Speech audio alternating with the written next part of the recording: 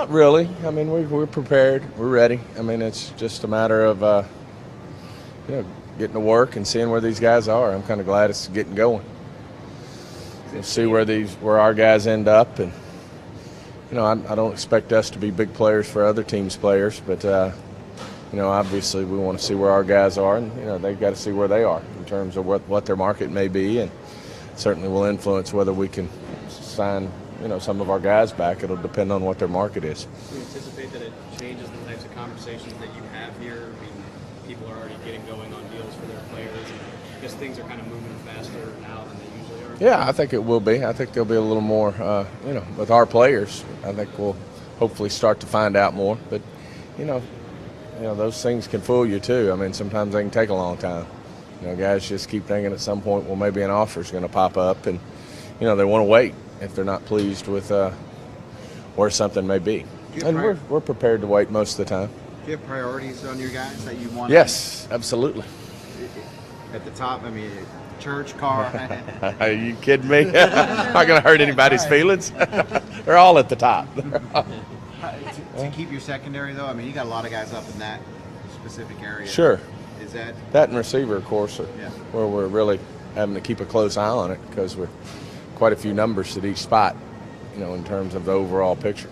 You talked about not being players for other teams' free agents. Your philosophy seems to have changed from that. Do you feel like that the last few years? Yeah, I just think you live and you learn. And, I've said it, always about free agency. I mean, sometimes you're required to use it, but you better go in with your eyes wide open that you're overpaying. You're going to pay good players like they're great, average players like they're good, below average players like they're average. I mean, it's just not a great way to build a football team. But, sometimes there's situations that do present themselves, and you got to be ready to do that if you see the right value there. But, not a huge fan of having to go out and, pay guys a lot of money, filling big needs, through, unrestricted free agency. We'd rather build through the draft and then pay our own players.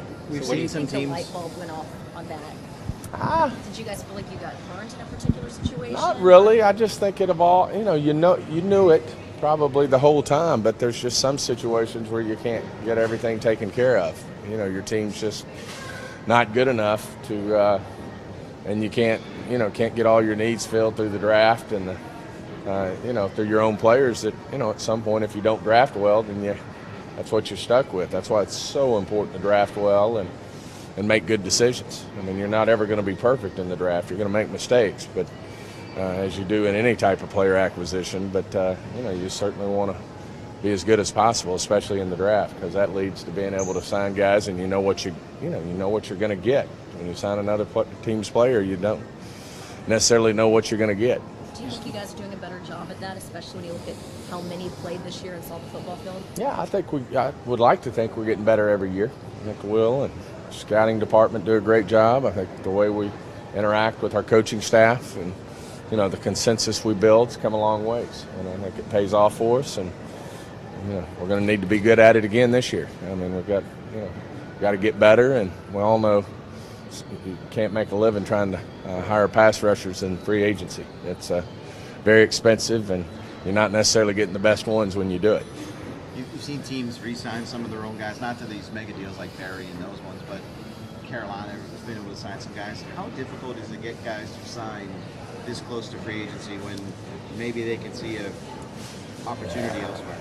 I think it can be hard. I mean, it can be real difficult, especially when you're dealing with guys, who might have a little higher valuation or may think, there's something out there for them and that, it's worth waiting. And I understand that. I mean, it only takes one team out of 32 to have have the cap room and be willing to pay a guy.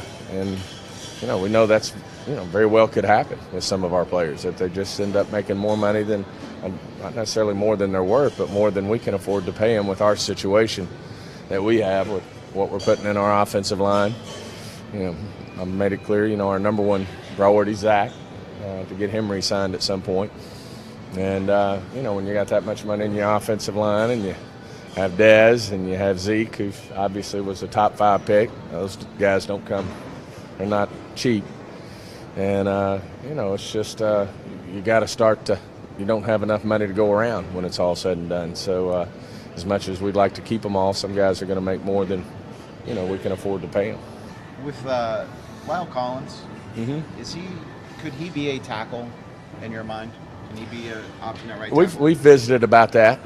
I mean, obviously we think right now we feel good about Doug coming back and being able to do that. But when you start to, if Doug were to retire or not be around, or if something happened to him, then we've visited who would have the best chance to go outside of our inside guys, and I think he may be certainly an option. Is that just an emergency deal, or could he? Well, right now our projection is that Doug's going to come back and he's our starting right tackle.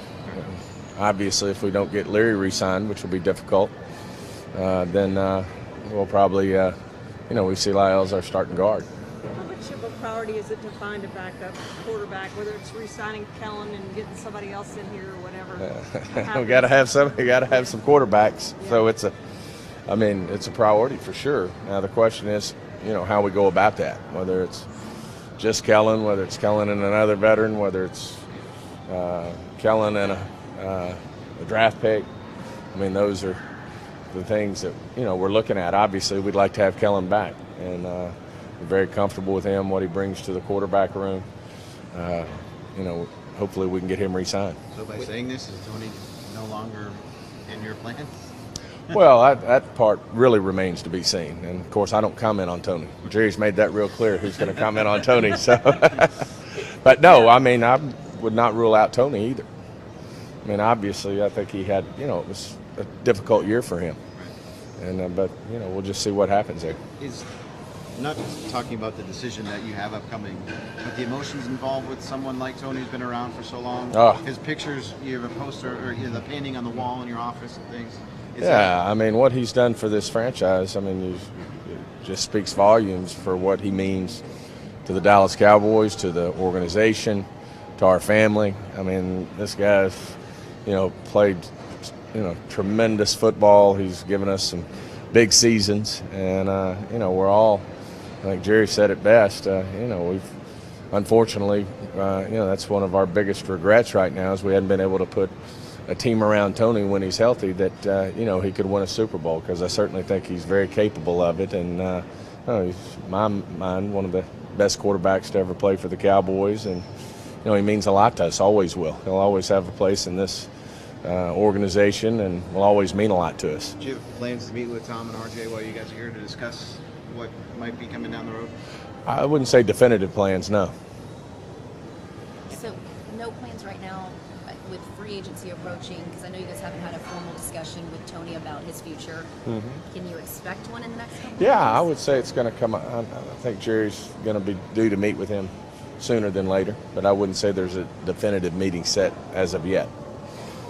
With having success drafting a quarterback and finding one in the 4th round, does that change at all? Do you guys hey, let's try and do this again? Let's find another. Well, we know how to do it. It's a given. We find one just like get Dak every year in the 4th round. That's going to be our. You won for 2, Stephen McGee. Didn't work out so well. We learned from that. Now we've got it figured out. But I mean, we all know how fortunate you are when you find a quarterback to play like, I guess Dak probably played, if you look at it statistically, and his team having success as good as any quarterback that's ever come in our league as a rookie. And to get him in the 4th round is, it's nothing short of miraculous. But, you'd like to think, at some point that we'll consider that as well as drafting another young quarterback. And hopefully we'll continue to, be able to find the right type of guy that would fit with us, and we could have success with him as well. There's a lot of teams who draft him and do well. And even though we know Dak, our vision for Dak is for him to be here for the next, 12 to 15 years. And but a lot of teams have success drafting young ones, and then they get compensated for them if they develop them. Can you recall your impressions of Dak at this time last year? It was a busy week with a lot of different. I tell you what, it was at this point it was still early. We'd done some research on him, but our the Senior Bowl gave us our guys walked away from the Senior Bowl liking Dak, and even though they didn't coach him, they were around him and in meetings, and so I would say the interest was tweaked by now that we were very interested in him. But course, there was a lot of work still to be done. I think where we really got a great feeling for him was when we had him in as one of our 30. When you look at how you guys have played your defensive line with Rod and the rotation you guys like to use, is the premier War Daddy pass rusher not a fit in how you guys roll guys through? Because if you're paying that kind of money and he's playing 60% of the snaps, I think Rod would would make a change if we had the right guy. Now, that's easier said than done, is to find the guy that can do that. But Rod will be the first to tell you he's played guys a lot more plays when they're the best player, and so he certainly knows how to adjust if we were to find the right guy. Now that's a lot of work, especially where we're drafting, and usually people don't let those guys go in free agency. So we've got our work cut out for us. Do you have an idea what David Irving can be or will be? I think his ceiling is high. I think if it's a lot's going to depend on him. How hard, if he wants to continue to work at it, and which I think he does, and continue to improve and get better. Then I think he should only get better. But there's a lot of work involved in that, and certainly he hadn't. It just didn't come overnight for him. He didn't walk in this league and start having success. So. But I do think, if he'll continue on the path that he's on, then he should, we think that he should continue to improve. What are you guys looking for in an edge rusher? At the end of the day, you want to get pressure.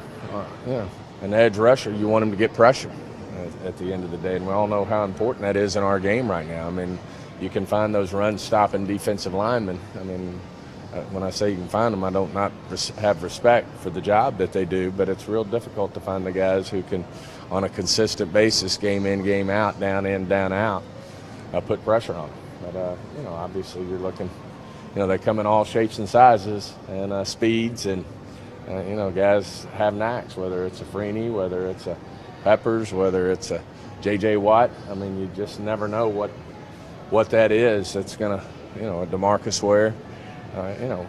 How that's going to come about in terms of their success in this league. I mean, everybody'd sure like to know it, because, that's so important, is to get pressure on the passer. And, ever since DeMarcus left, we really hadn't had that guy.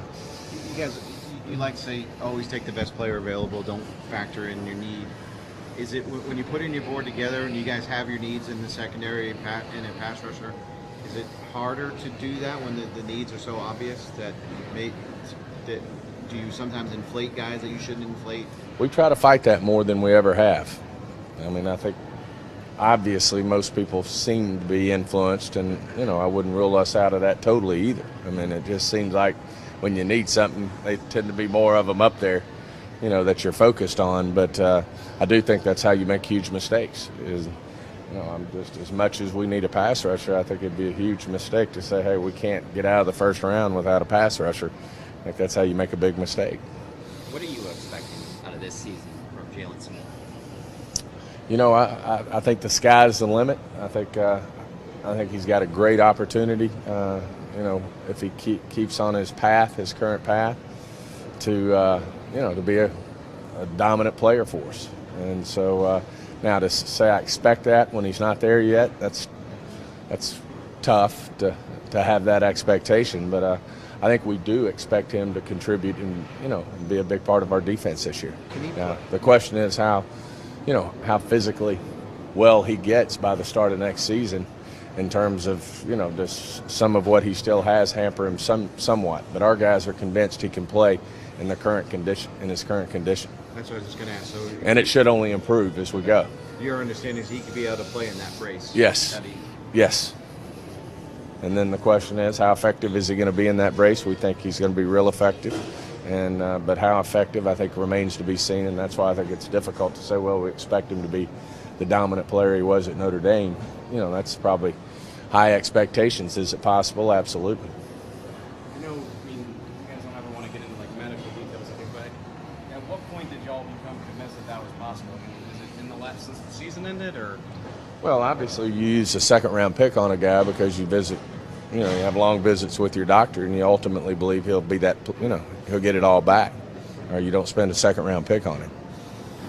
Now, we've had news along the way that's made us even think it's more likely that it's going to be sooner than later. When has he been around, or is he with you guys? Okay. Yeah. We've asked Jerry about who's going to present him at the Hall of Fame, and he doesn't give us an answer. What would it mean to you if you were to be his presenter? Oh, well, that's certainly would be an amazing honor, and I know he'll do what. I just want him to be happy with whatever he decides there, and there's been a lot of influential people in his life, and I know that's a difficult decision for him, and so. But it would mean, obviously mean a tremendous amount to get picked. I know how honored he was when he's been picked to present some of our players, whether it was Michael or Larry or who's the other one? I'm going blank. Emmett. That it's a big deal to get to.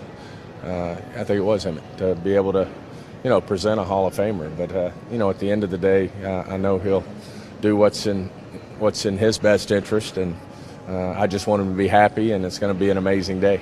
He said he was bowing out of any Ring of Honor talk. He was going to leave it up to you guys. I agree with that. Yes, you guys yes. Put him in? He's going to have to step down on this particular one. He'll have to recuse himself and leave it to the other owners of the team and let them make that call.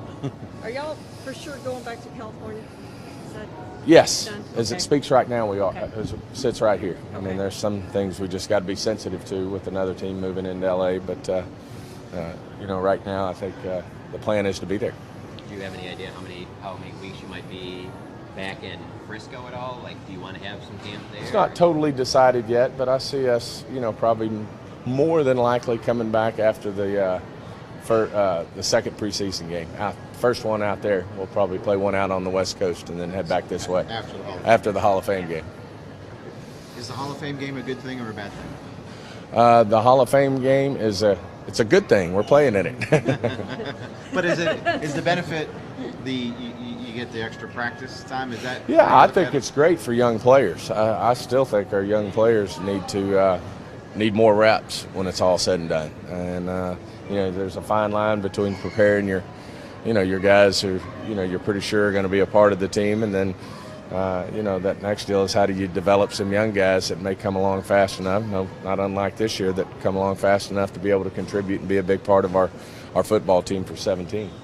Miles Garrett put out a video saying that he wanted you guys to trade up and draft him. And I know the Falcons have done something like that when they got Julio Jones, not quite the one, but how unrealistic is it for you guys from 28 to move up that high? It's a long ways. I mean, very, very difficult to figure out, to give up enough to be able to go that high and get him. Certainly I love it that he'd love to be a Cowboy, but he is, it's not surprising since he's born and raised in Texas, I think. What does it mean to you to hear guys like Deshaun Watson, for instance, also petitioning? Because so many of these guys now want to join this organization. Why do you think that is? Well, it's flattering. I just think,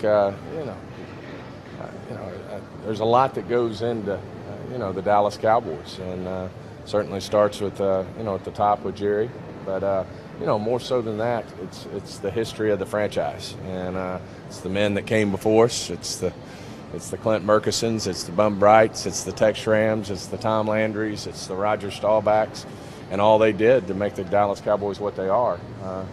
They're a big part of why it started to be called America's team in the first place. And then I give Jerry credit, I give our organization credit for doing everything we can to continue to keep that legacy going, whether it's building AT&T Stadium, whether it's the Star, it's the type of people that we bring into the organization, both coaches and players. And I think people see our organization as a place that could really help excel their career in terms of what their future might be.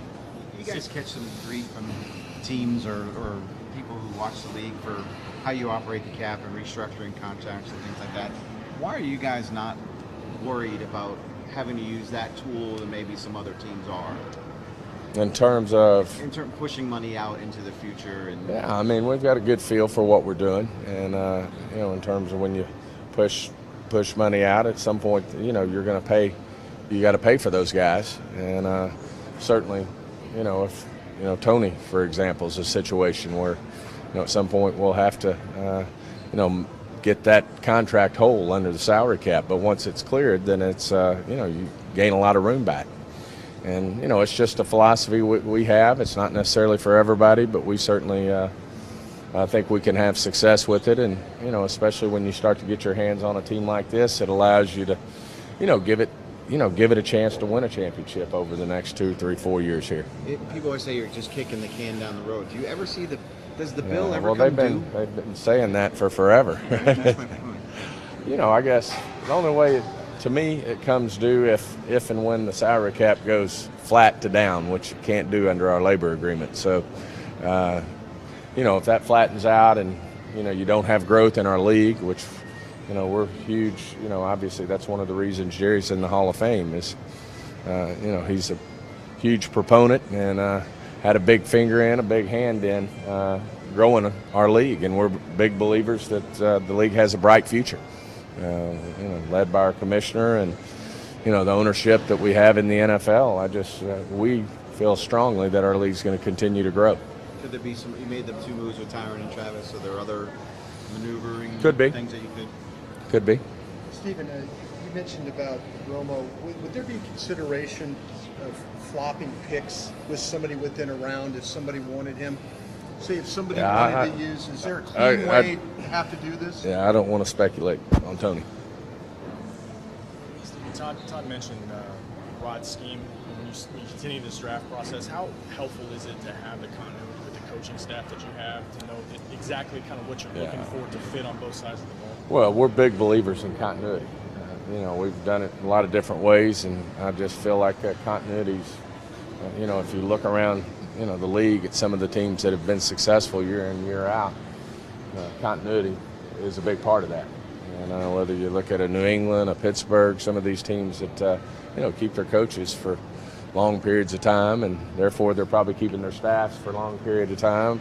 You're not changing philosophies. You're not having to start over again with your infrastructure of your football team because they have the same basic beliefs and what a football player should look like to be successful in their particular schemes. We're just big believers that the continuity part is a huge part of being successful over a period of time. So everybody's going to be back. Well, I don't know for sure. I mean, right now, I think as it looks right now, we should have, I'm trying to think, well, for the most part, everybody should be back.